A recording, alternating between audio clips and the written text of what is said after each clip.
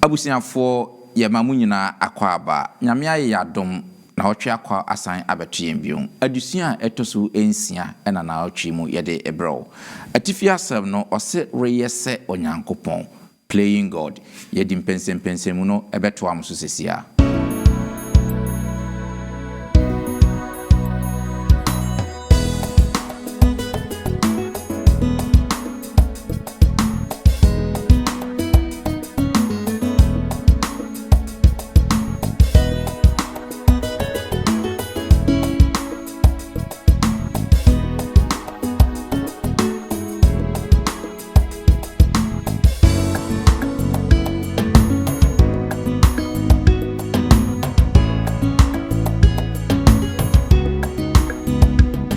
Babylon afiase kwaye ni nyina so se Babylon pese obeyese onyankopon sabio mema moyire monim na ye bọ moyire no adapa ye hwe na esi wa America na anu ye che wonkom abeka say nya possible dara but say die onyankopon pese o kire say I have sovereignty over Babylon. Omande hye ye mamunyina akwaba mumemfa asida pesi enso mfa matwedi ampon onyankopon sanse nadom ene na humobro na ama menumienu yeda so ete enkwa mu no na otwi mu yewo adusua etoso ensia yebeda mu nyina so ase se abrene abirbiara mode mofidie edito London Ghana memenda akwanjofo Sabbath school enafe chosemu empense mu sa wohwe na otwi mu adusua na ose playing God reyese onyankopon kota mu nyinara onim yese ye ne wusua azaya ehoma no saa na otwe adusua ya adusua bia wo hu firimu a enyeye mi wabugafo soronko wo ha omoba beboa na afi ye de saa adusua mu mpense mu ede abramo na ansa na no momien fire so enkofem London Ghana memenda akwanfo nyum tufuo ku bia ye from Golden Gate na omo de nyum mebre after omo nyum no ye de adusua mu mpense mu no ebeto amoso. Oh, Yami, Wabo Jehovah, Firi Bonsa, Nimpo Chiremu, Sebuma, Refrewa, Enye Bibiase, Wasi Denio. Oh, Yami, Wabo Jehovah, Firi Bonsa, Nimpo Chiremu, Sewuma,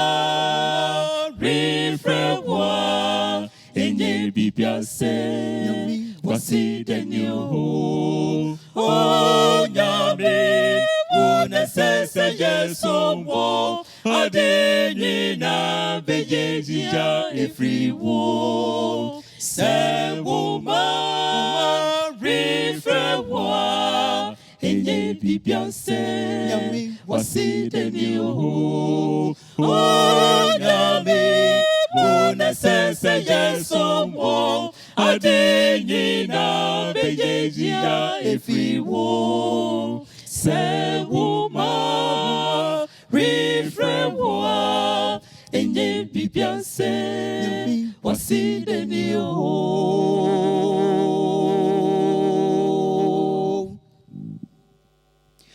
I'll sit down na made my war adum nishira wo mame semi bin eyinum yina huwa na mana wasia na mi etiafo I'll sit down na made my war adum nishira wo mame Semi bin na yinum yina huwa na mana wasia na mi etiafo mi nyame mesumbo dada me yiwaye achira hamasan semi bin yinum yina huwa na mana wasia na mi etiafo mi nyame mesumbo dada me yiwaye achira hamasan semi bin eyinum yina huwa na mana wasia na mi yetiafu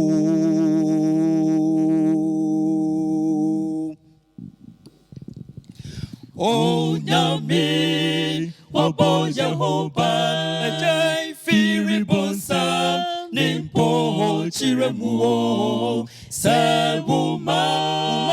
refrewa enye bibiase nyame waside ni o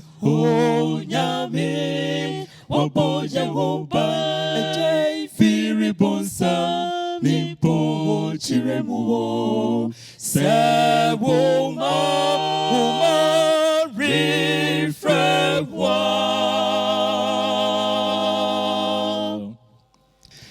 enye bibiase nyame wasidenyo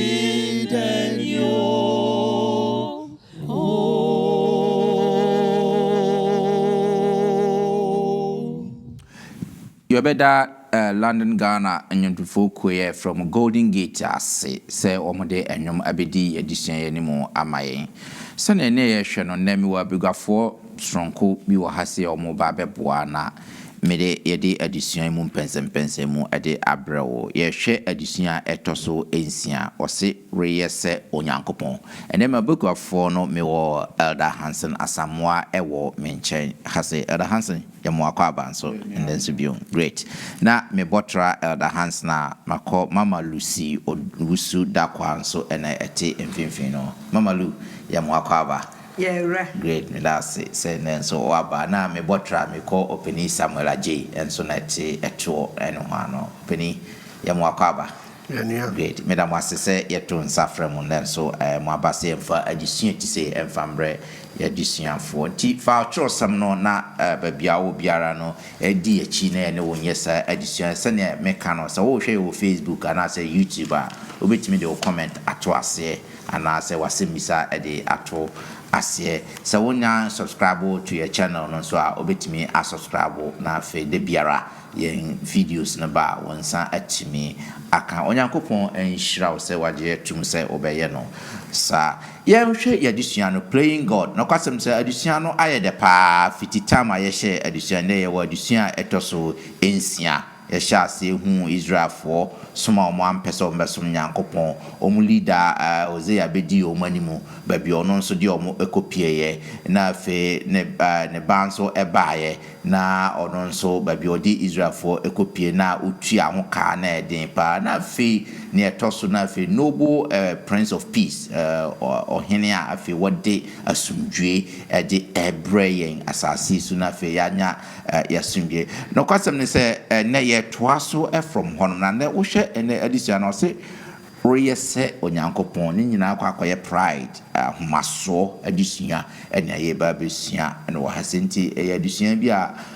ye be hwe niye pa na ye hwe adisia betimi asua frisansa ahomaso na ama ewiase adrum pempenso a adri enti ene adisia no so ye adisia bi a ebeboa yempa eye yendi kanhwe yenka abosam no ewo Isaiah chapter 25 verse 9. Isaiah chapter 25 verse 9. Opening hands say why a crowd. Isaiah eti adunum enum enkikemu enkono no. O say edano na obeka say hwe ye nyankopon a ye ni ada ne so se obegye ye no nie. Ewrade a ye ani da ne so no nie. Moma ye ni ahrusie na ye ni nye ne nkwagye no mu amen. Amen. Great. Ti ekoya nim no ye behwe sene sa adisuan ne nsunsuanso ebekọ akwakodro. Enti no Mama Lu ma memfa enhya se wo wonchen sa okenkan Isaiah chapter 13 1 to 3 ye behwe prophecies ebi wo hona sa prophecies no or the shase every Babylon yen kan na fe yen hwe why what is prophecy no shase every Babylon ne akeka ho ne adisuan betimi asua free hono nti ni kan hwe Isaiah chapter 13 1 to 3 na fe yahuri akan 16 no nso aka ho Isaiah 3 edumiensa nchemba akokofo miensa ene edunsia momientie nyame asem Baba ho atemu a Amos ba ya Isaiah hunu ye nie. Munsi franka be popete so. Mama mono so ema won. Munhihim monsa na won hyen emapoma apono mu. Me ma hye me kronkronfo mafrɛ me no marima nso won kyerɛ mabufu. Won a wodi me kaseye ho ahurusie no edunsia no na osoro nsoroma ane emu akunini erenhyren owia beduru sum na difremu na osrane nso enhyren 16 na obeposa won amoftafo a awo won anim obefonfom won afie afa na wabobɔ won yerenom adapa. Amen. Okay, we know the eya na amen no. Ya ikakra se ne nkomhye no esitie no. Mama lu yentwo ade na nkomhye wo de sha se free Babel. Ana fe nso a ade na wo se Nyankopɔn ma o house eto ne ma. Ye be kyerɛ ase. Yo yɛda yɛtiefo ase sɛ ne nso mode mo afidie yi ato ha na yɛbedo so adesua no mu. Aman no sɛ no si ɛkan Isaiah ti dum yɛnsa ne nyinaa no wɔka ɔsɛe ko a ɛbɛba ɔman no so. Na adenti ɛna wɔde Babel na ɛhyɛ aseɛ. Sɛ yɛtwa yɛni kɔhwɛ Genesis a emra nipa ɛdɔɔso no wɔyɛ sɛ wɔbɛsi Babel abantenten no. Ede ohaw ɛna ɛyɛ de bɛn ɛbrɛ wɔ mu. Sɛ yɛhwɛ saa akenkan sɛm yi a yɛhwɛ etiri baako nkyikyɛmu baako ɛde toto ho a na wɔkyɛ sɛ Isaiah na twerɛ saa nwoma no. Adenti na nkɔmhyɛ horo a etia amaama no hyɛ aseɛ efiri Babel so. Ɛhyɛ aseɛ efiri Babel so adentia efiri sɛ na ɔsɛyɛ ɛne ɔman mu no nyinaa wɔn egyiri sɛ wɔn wɔ ahodeɛ. So ehun bra na bebe ekura ahonya ene tete amamre enyamsom no amanya semu ejapade no ebenya tumidie kese ema wo mu di tu wo mu baba hene no ebeku edi aman ahodo so ebedi esutumi na se ye kɔ adesua no mu a obɛkyerɛ mu ne enti a wo ma efiti ase Babel ho no na ne animu yi de saa na ode kyerɛ yɛn ɛsɛ saa na ɛkɔɔso esansa no omu wo sika omu wo japade religion amanyesem ɛne ade no ɛma omu ebedi omu bɛyɛ ɔhene no bɛyɛ kɛse na afei ɛyɛ den na ɔman ne sɛyɛ ɛbaaye na ɛden na wo kankan yɛ di sɛm tudum yɛnsa no korɔ no a sɛdeɛ wɔ kan yɛ sɛ ɔbɛyɛ wɔ man no na edunsia no mpo na awerɛho wo so wobɛposa wɔn motafo a ɛwɔ wɔn anim hwɛ sɛ wo ba akwadaa a bi afei no wadi bosome ne yakye no na yɛkyi nsam no wɔ w'anim sɛbio mɛma mo yere mo anim na yɛbɔ mo yere no adapa eye ade a awerɛho paa na ɛno na ɛtɔda ebinom ade bisa sɛ adenti na sɛ musi Nyankopɔn yɛ wɔdɔ a ɔma eniema sei ɛba enipa so na sɛ yɛ kenkan yɛ twɛsɛ no yɛ yɛbɛhu sɛ mra amanfoɔ wɔfa Yudafoɔ akɔnomum no wɔmfa atenenefo ɔmfa ne bɔnyɛfo nko a na ɛkɔ atenenefo ne bi frɛm wɔn mu kohuna mane nanso nyame wɔ senti a ɔde yɛ saa nneɛma no sɛ yɛhwɛ Shadrach Meshach ne Abednego a wɔn mu kɔ na wɔn nyine pii na wɔn yɛ mmerantewa nanso ne nyame wɔ ne tirim pɔ wɔn kɔ yi nyame etirim pɔ no adi saa na ɛteɛ sɛ nyame sɛ adebɔnyɛfo a apapafo nso eka ho edunsie yi a wɔkan wankaso obeyi atenenefo asi nkyɛn yo na wama anebɔnyɛfo nko a na ehunu nebɔnyɛfo nso wɔn mu ɛwɔ saa tibia no mu wɔn nso ehunu amane bi ne masan ba masɛm bisa no so bio adenti na sɛ nyame yɛ wɔdɔ a ɔma saa nneɛma nyinaa ɛto ne ma nyame ɛyɛ saa nneɛma no ɛde kyerɛ bɔne mu dura ɛyɛ ɛne hu a bɔne ehu ɛne wɔsɛyɛ ko a bɔne ɛde ba nyame enkrɔfoɔ so wo kan aza nwoma yi a sɛ de fitin ase wɔ ka sɛ ma wo ma wanyini wayɛ sɛ wabɔ me soko da bia no a nyame ɛtwe ne maba ne nkyɛn no na wɔn nso yɛ dɛn wɔn mo twe firi ne ho kɔ enti nyame dɔ a wɔwɔ no yɛbɛtumi asan de akɔtoto emre a Yesu ba asase so ɛdin ade na ɔyɛyɛ ɔbɛsa yareɛ ɔyɛ nneɛma bebree ɔyɛ anepa nko a nanso ɛyɛ den na saa Yesu kro na nyame kro na ɔsan abɛyɛ nneɛma ti sɛ ne medical kyɛm sɛ bɔne huhu a ɛyɛ ɛne sɛyɛ a bɔne ɛde ba ɔman so no na sɛ yɛde kɔtoto Yesu Kristo a wɔsan asɛnnua no so no a yɛhu sɛ wɔno wɔ amɛyɛ bɔne nanso ɔbɛfa wiase bɔne nyinaa so ayɛ na namane a wɔhunu yɛ no na emu odu ɛkyɛn obiara mane a wɔhunu no wiase enti nyame ɛde saa nneɛma no ba na wɔde bɔ kɔkɔ wɔkyerɛ ɔsɛyɛ ko a ɛbɛbɛ nipa so sɛ yɛntwe yɛn ho firi ho. Great. Me da se pa Mama Louis say waboa adoso sa anyama yi amaye. I'm say hanse person de kakra de so ansa ne akoya nim. Yeah, me da se Mama Louis. Me da se nia ya kire mu nyina no asem just a statement. Me de kan ho ne say nanka all along no onyame ama adifo no oyi omuma Israel nyesa ene Judah. So den na atemu yi se say de enye Judah ho atemu na obu atemu a efa amanaman foforo ho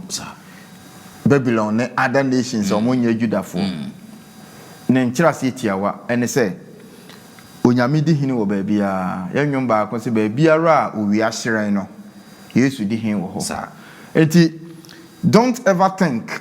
say weje Christo suminti no you are out of God's net and seeing and I say na temu or the atemu di kan ewo onu ni fie enti na ohwe all the prophecies no a if Isaiah ho no a Judah Israel but say the Yakobon person o kire say I have sovereignty over Babylon who are not the Jews omokra no omo say omonye eyi no or the doom no or can free Babylon you know the free Babylon enti odofo no you obey say oh mi gane free nyame anim say there mo fa mo Kristo som mo fa mo nyame na they say there mo nya fa no a me responsibility oboa Babylon for no na wo mo nye Judah for no onyame spell doom on them na edu Ezekiel also can be on so Tile any other nations are wo mo nye Jew for nti channel so say the more you run away no so no one incro for kra na oka saa ayinsemu yi efa wo mo ho de a ene ukọ akiri a o de ne ye more nti Peter so kan o say na o de atemmu be firi nyame fie na se ye na ye wo nyame fie mpo ene abofo a wo mo ye bone wo so nse one spare wo mo a how much more one a won nie and that is very crucial nti adofo no uti about Babylon no tie say don't run away from God and think okay say na himye ni nani ene ne judgment no e meduru ho okura wo de ne ye worse it say like Babylon for the Medasepa ajidi for ye gusuara ye hwe ye disuane praying God like ahomaso and pride babia efree eba great ya bo Babylon din say ye ko adisuan Babylon san say tembia obebo pride and as ahomaso no na say Babylon di ye eba me hu say Israel for no omo aso di ntino emre bi beba ombekọ nkwasuma Syria for beba beto ahye omo so na Mama Lu kan ye no ama niema bi asisi na omo beba beto ahye Israel for so atemu so ewo ho ema omo na Eda Hansen aka yehwe finally no sane Babylon ba si ende so kan Isaiah chapter 13 17 to 22 na yehwe Babylon na obo ne din wa ase na wie ye no sane ebeye ewa hase entino se Mama Lu se why crowd wa Isaiah chapter 13 17 to 22 yenhwe se ne city echo moyentie nyame asem hwe me hanya mediafo etia won enipa a won mu dwete ene sika nso won hwehwe won agyan ebebobo emrantie won yam enhyehye won woyefunumu eman empo ehu na won eni enhunu emofra emobo na babela eye ahenie mu ekunini eni kaadiafo kaseye enimu onyam no ebeye se Sodom eni Gomora butuo a wonyankopon ebutu won no obi rentna emu da biara da na obi erenkotena ho awonto atoaso a edidi so emu na Arab etutire ni biara erinsi ne ntomadan ewo ho ene enwanhwefo nso ema won emoa emutu eho na esei na esre so emoa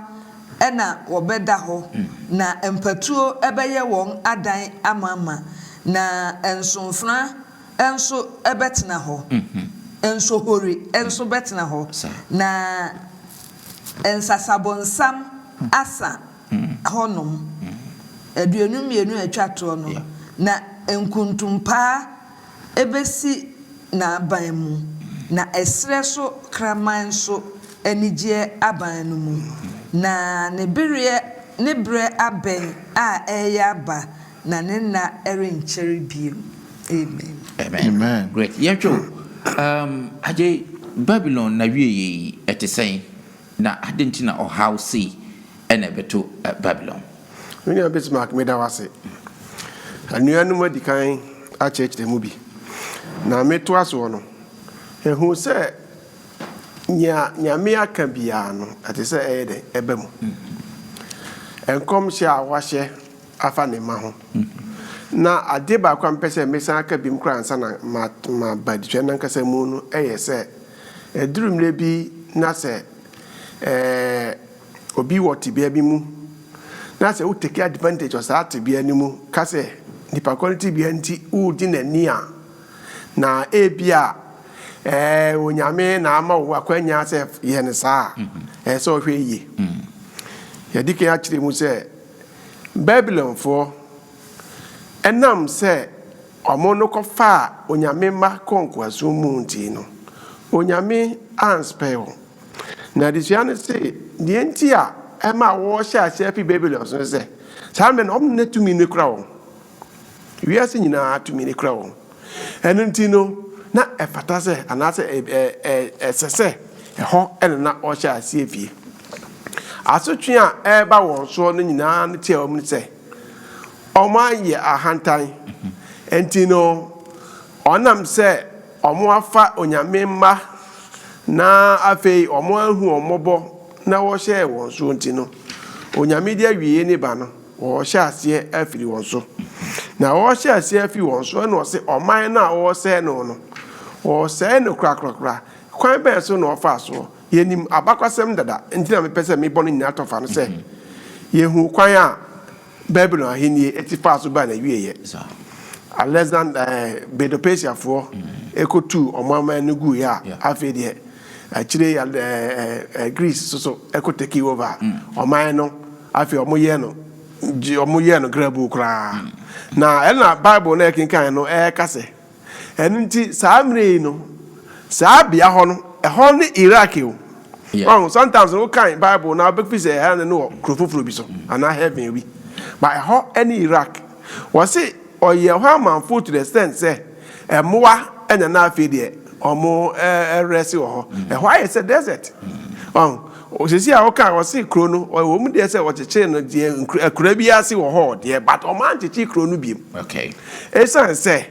na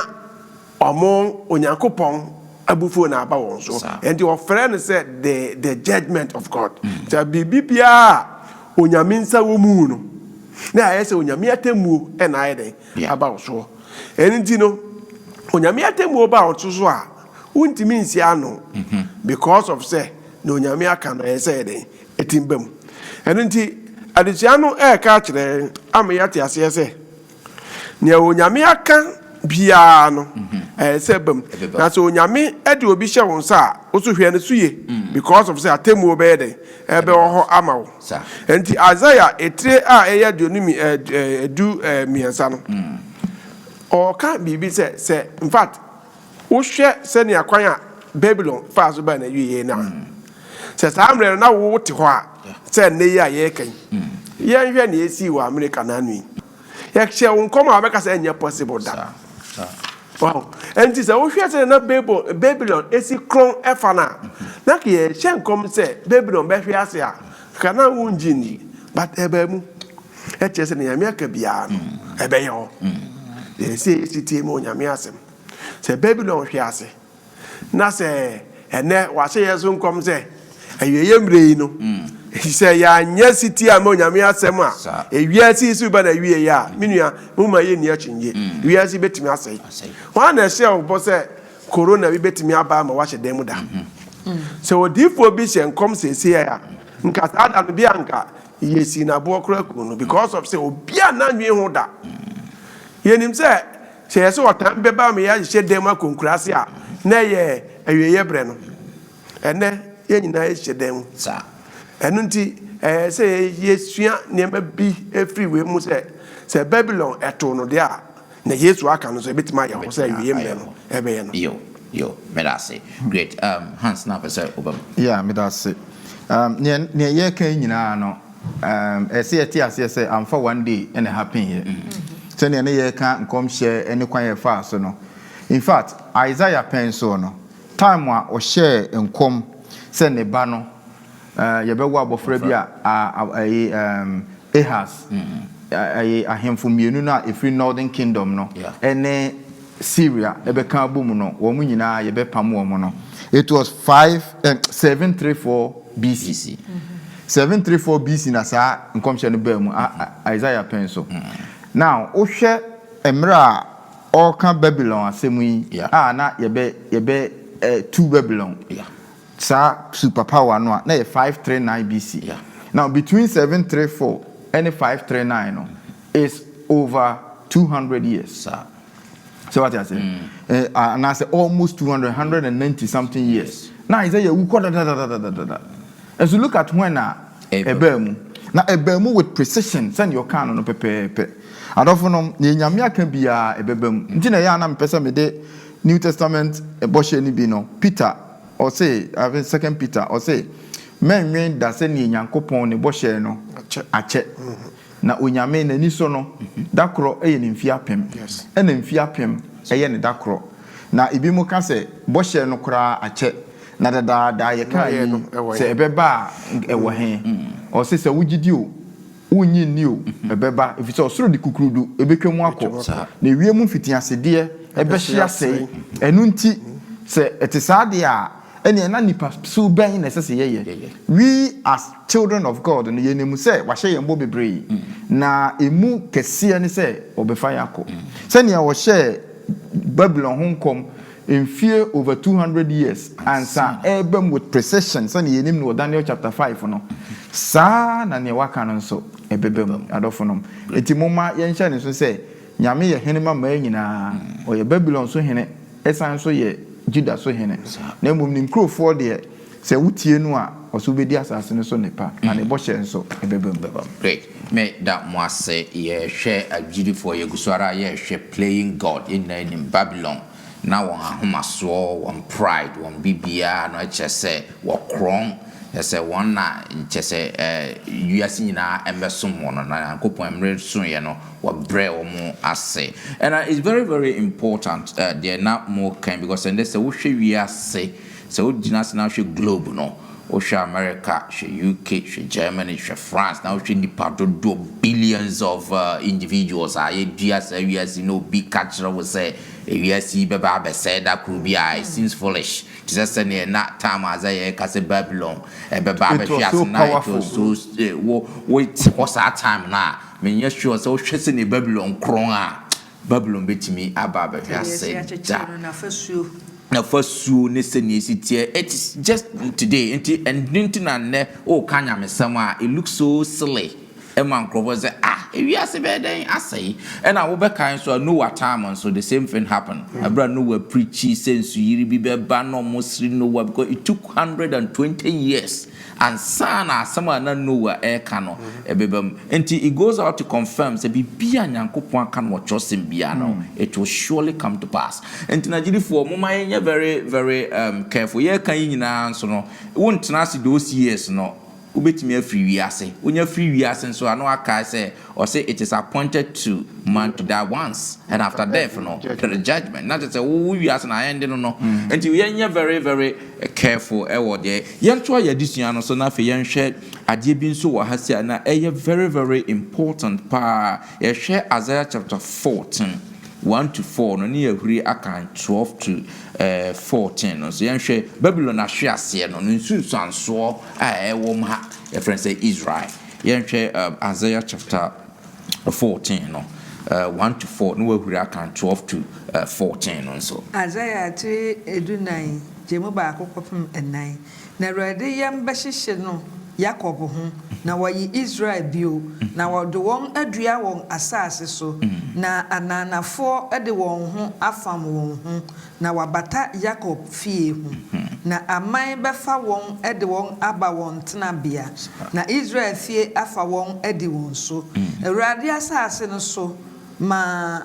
wayeyɛ nkoa ne mfena na wafa wɔn a na wɔyɛ nomumfafoɔ enomum na wahum wɔn aho dwanfoɔ so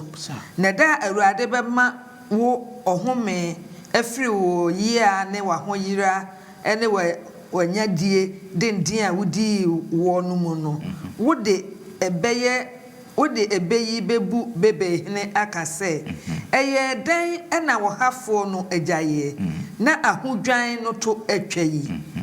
edumienu dumienu no ɛyɛ den na wofiri wɔ soro ahwe aseɛ ao ensoroma hyerɛmfo adekyen ba wɔtwa wo ahwe fam wo a wo brɛ amanaman aseɛ no na wo de wo kan no wakoma mu sɛ ɔsoro na mɛforo makro Nyankopɔn ensoroma no atifi na mɛma mahwenga so asie na matena ahyiaeɛ bepɔ no so atifi fam asase tifi ano eno hwa ton mafro akomunukun sronson mea meye me ho se osurusuru ne no great so hasin father hasin enya atifi asam no efri no bafro akoso no beye no ho se osurusuru ne no great Hansen opening Hansen yan show Babylon ahwe ase no ne sunsanso ben na Isaiah prophecy enya wo friends say Israel for you so and now share from 12 to 14 on so my asem na working me that say so o here baby ye dey be ya yes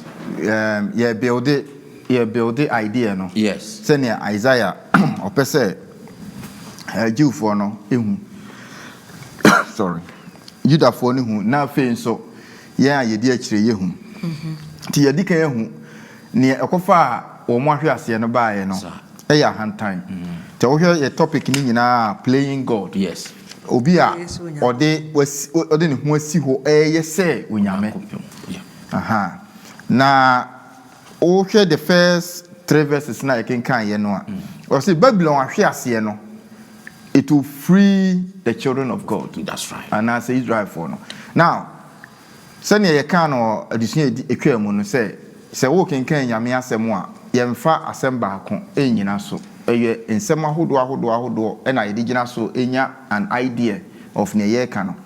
na Jeremiah nso abeka no ba bi say oman no bekonkwaso mu emfie adioson na emfie adioson na chi no nkaye no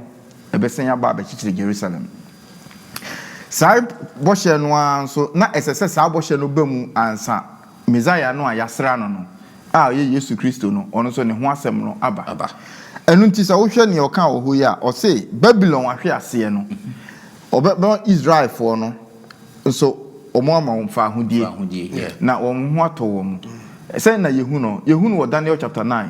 emra Daniel sua odifo Jeremiah asem no no hu say Ewrade wo kan say emfie dioson achi wo be sign de yakọ emfie dioson so ma betena Babylon ha emfie dioson ni yes and I am here living testimony yes adan na wo fa yenko ya ye bone e na okan ni nyina ene na 21 days o de bo mpaye no obofo no de emuaye ne ba o say obonsam obofo no obonsam hia no ema o de ni muaye ba we all know the story but the story tells say the fall of Babylon begins the liberation of the people of Israel. That's right. Sa na yenso ya bra boy etie obonsam be ye kuku sene no ye nyina no na ne fall no ewo ho na liberation no a owomu no na ye kenkan na first ewo Isaiah chapter 13 was it 13 I think say chapter 25 verse 9 no yeah o say emra ewiase nyina be ye sa hantan apunyame no emra wo be pie no yenwom a any yasem wa yebeka e yenkai bose no yenkai ni biem. Behold, this is our God, we have waited for him, and he will save us. This is the Lord, we have waited for him. We will be glad and rejoice in his salvation. Yes. Then kwaje no onyame a yatwen no abre no nie. Onyame a yatwen no nie na obeje yen. Enti ebre bi ba obonsam ahwe ase no. Anase wiase ahwe ase no eye Yesu maye. Now that combination of liberation, also we are see a friend of Babylon. See here, Revelation 18. Or say that Babylon, ahiasi, Babylon being we are see politically, no, religiously. Ye na kan bomu ye tia onyame no ahiasi. Send we ahiasi no. This Babylon ahiasi no. De nkwaje bring nyame Sana spiritual Babylon ahiase no so e de nkwaje ebe den ebe breye na yensema ebe kan say ye nyankopon a ya twen no nie enu nti memre ho. The second part of the question no which is say dia be na ye ka ho asemi 12 to 14 in fact e 3 ba mre nti ebi hye mfimfin ho a ebi mugina so say nipa wu a okọ asamando na okoda as okoda fimfimi ayi bi or friends say worms because oka omo ahemfo no Babylon ahemfo no say na mukọ ye mukọ akoda asamando ayi so but all can ma look I say can say a poem it was just a poem. It's a narrative or what say na wa ma ho so a uka say Babylon 7 wonders of the world na Babylon kan ho bi na Nebuchadnezzar was hanging by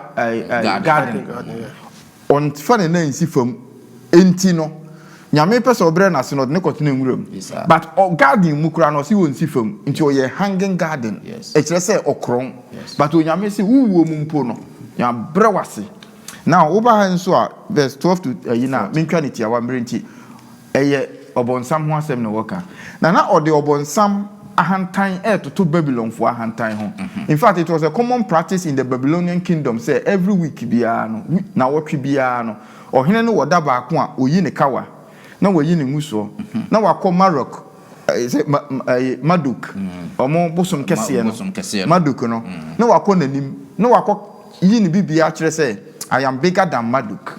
Every week sana na ahemfo no ye they were playing God. No, mo yese nyame. Enu nti na Nyankopon in Nebuchadnezzar prince no o ka kire ne se wo I will make you be like an animal for 7 years. Now, obonsa hanta na mo ye no de obonsa mototo ho. No mo okeka wo ho no nso ma hyerenfo na wo Eden. Ohene bi ani asase so a at the time no wo Eden. Ohene bi ani ho watimi akọ Nyankopon nchen ewo ne soro ho. O se bepo no atifi na wo de wakonnwa besi. That's right. Now Nyankopon bepo kronkron no so cherub na yakata wanim ahofe. No human king had these attributes. Therefore it is not a human person or kind of wasem. Na or ka Satan wasem. Say na mate say bi mo church say hwe say a Christopher akofa sa Babylon we e de koma bronsam. But the truth is bronsam wasem no work. Fi say ono na no utimi nante wo Nyankopon anim. Ono e na na wo ye nsono ma hyerenfo. Ono na owo Eden because Babylon hene no no work na sem no he was not there in Eden. Enti adofo no enimire bia hantan beba wo mu no na you are playing God. Na wo yet say bronsam. Na hantan so ye bone a ehu pa fi say wo mu a wo mu say wo ye de bonyani. Wo feel say wo na wo tene. Dear friend, spiritual apostasy and as a spiritual pride. Self-righteousness. So why you here? Obedrin say wona bibia wunim. Obedrin say wona tene nyina ekura wo. Na so na wo ya say Babylon ahemfo. Any Babylon for no. Na onyame say so wo bro ho ase a mema wo so. Na so wo ma ho so a me yo say Babylon hene ana say obonsam. Bebre wase e de wa bafam. Great. Me da say wanyamre na wacheche adisuana na apostle na apostle e de amaye me da say pa onyankopon insha. Yeto aso eni hwe so we can come 1 Peter chapter 5 verse 13 na. Minim say mama lu why crowd na obetimi akan 1 Peter chapter 5 verse 13 na no so obo Babylon din or refer to Rome as Babylon. And why Roman so Tampon so on so refer to say Babylon. Okay. So Petro made the kind 3 enum and chichemu edu miensa wa Asafa ewo Babel a wayi won se mo no. Ene me ba mako achia mo. No. Great. Me da se pa. I say so na room asem na your friend say Peter Eken. Adentina or refer to Rome as Babel. And also at the same ewo honomo. Okay. Yenhwe say nya ye chiremu no. Wase wode Babel no etoto obonsamo. Adentina wode Babel etoto obonsamo because ohwe na hantan senia the hands in car ye na ono pe ele na all man ho so and was say na ogro no e de sa abodi no nyina no e de man na ohwe adesua na na o twa adua se oni the hands in car no kan say ene hu ayi no ene mre mu Babylon no bibi bia ejina ho ba se bia no ejana Babylon brabia ene nyame de ebo brabia no ejana Babylon enti na o kan bia se Babylon wadene toto Rome adentra because of say no nuana na board edintia no ebra no efri bia na eho enguno na basabasa adenti na make sa because na wode say so hwe Bible no mu a Obonsam ene nipa onyame to no firi soro eba asase so okay wo kan ya disem etredu mienu na wo se oba na wo fa afuru no na abafa na wawo no na Kristo okay oye Kristo no nia na open achi no anas ase no na odinigina ma Herod a oye Rome hene no na bonsam ene edinachi okay na bonsam ene de ne adwuma enu nti za wo hwe ha wo se obonsam no odi no ejina odi Rome no ejina ho de ma obonsam a ana se Babylon a na afei chese basa yenti no chese bibia basa ye bia no na odi jina ho ma ena na Satan susu no wo ye obofo a ono to no wa hwe ase a wa firi esoro a wato na twene asase so enu nti odie two comparison bi se ahantan eni ahobrase okay se mokaya adesua to so mienu no obo ohen Uzia emra o ma ne ho so na nyame ma akwata eye no mrekro na mu no na owu no na Isaiah so e de ahobrase enti nyame ma ne so ayede asoma no okay and this Osha or say Babylon na nkata chire pa ejina homa abubuano gate ben gate ya eko omo anyame na Bible ayi kan hanse kan wasem say madlock no chese e chire say eye tumidie hu abubuano ana osan kan abubuano foforo a ejina homa osoro abubuano okay eno nso ye yehu no Genesis mra Jacob so da ya woso dai no hu se atwede no efiri soro asana abafoma abafo di to Africa ne enti no ka bibi mienu ha se ba bibia eye osoro abobo ano bia no yen kan hu se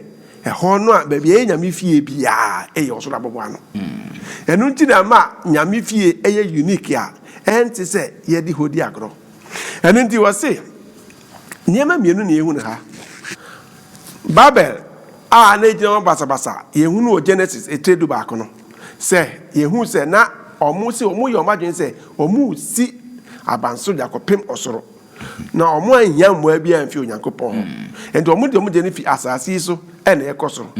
na Jacob so de na woso ye no wohu se onyame so esan efiri soro awede oba asase so enti eye tu ayi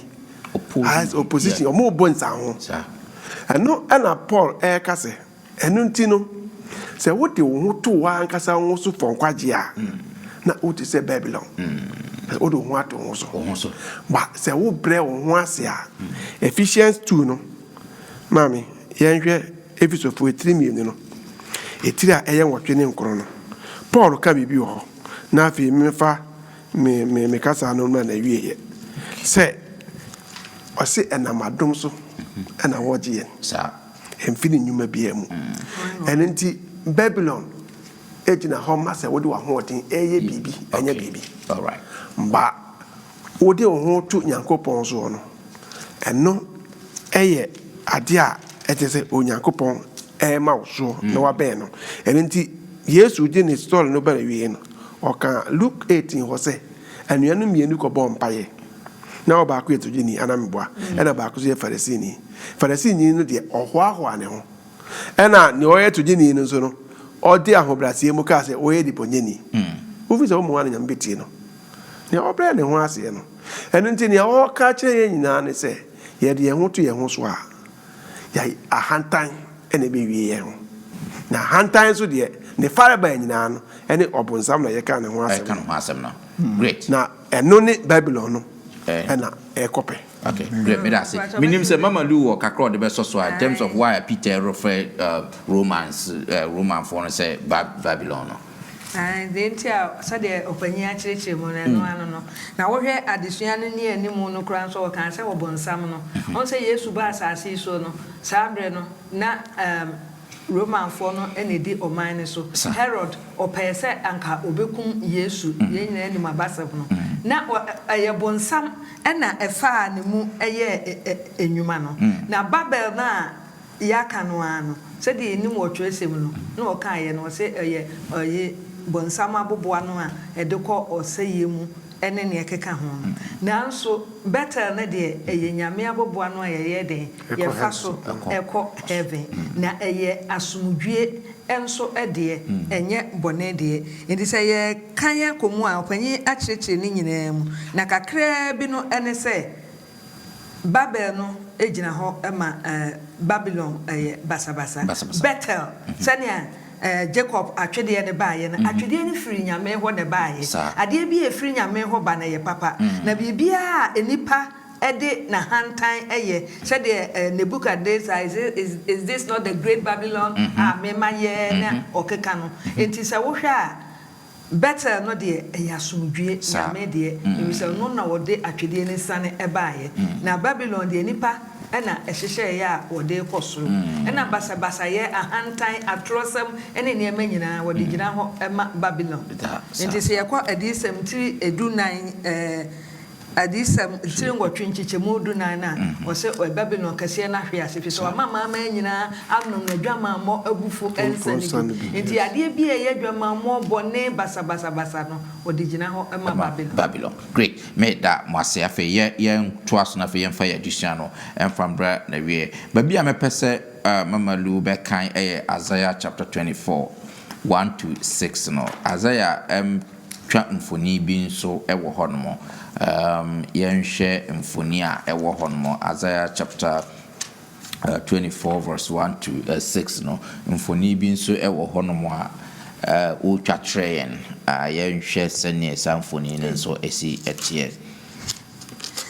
Isaiah engoma no etri eye aduonu enan yimu baako ekopem ensia no yehwe Sion kundia etwato no yenhwe sene osi Isaiah 3 aduonu nan enjichemu baako kopem ensia yes momiente nyame asem hwe awurade bese asase amano adampan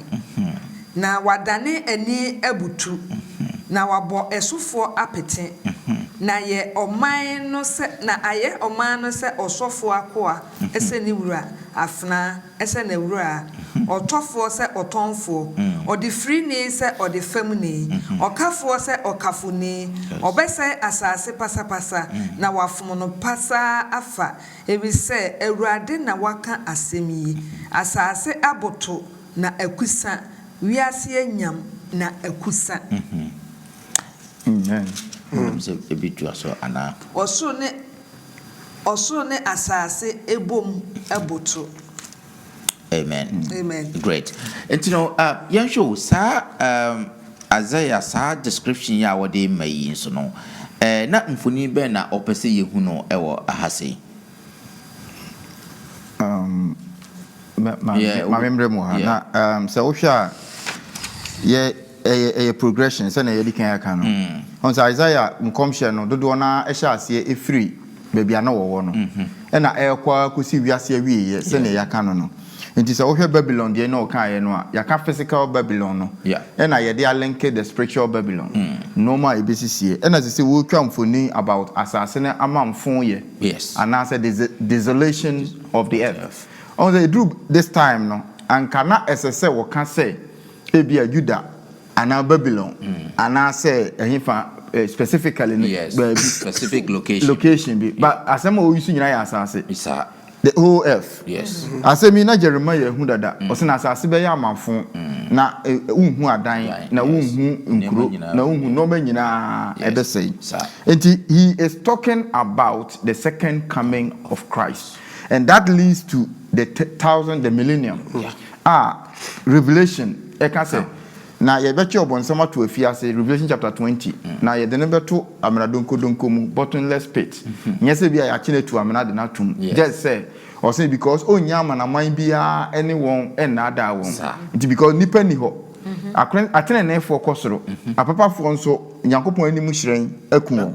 there is abonefo nso nyame animu hyiren akun won there is no person on earth and the earth will be desolate for 1,000 years and no and now we can asemi see it's just a link the waka spiritual Babylon ejina ho ma Roman ahinie emre bi ba na o hye ho nkom se be kan bom in Revelation 17:5 oba no ana ote scarlet o hye scarlet ote aboa na ne tinson ne so but ni gina ho ma Babylon Revelation 18 o se na obofo no ka se Babylon ahwease enti Babylon no say ne Peter kan no at the time of Peter no na Babylon asesa every in the spiritual physical state no about the spiritual state and now Roman na take it over. And spiritually and physically no yes Roman for no be far Greece Greece in so far Babylon enti omo take it over omo eno manyina and eno na yehu ewo ha no great madam ase se aha na yede yadisua no ebetwere madam ase pa se maye emwa na fe yede adisua a etisei